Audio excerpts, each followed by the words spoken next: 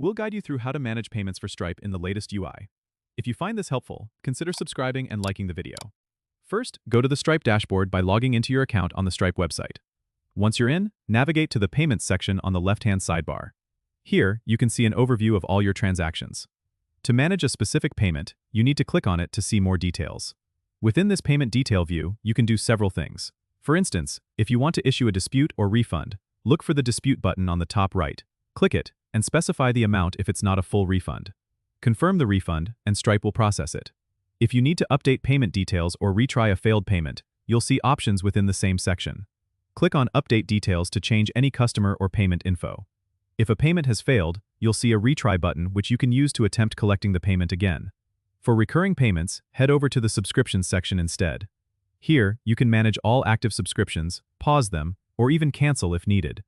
Just click on a subscription to view all the options available. Remember, keeping your payment methods updated and monitoring any failed payments regularly helps maintain smooth transactions. Don't forget to subscribe and comment if this helped you out.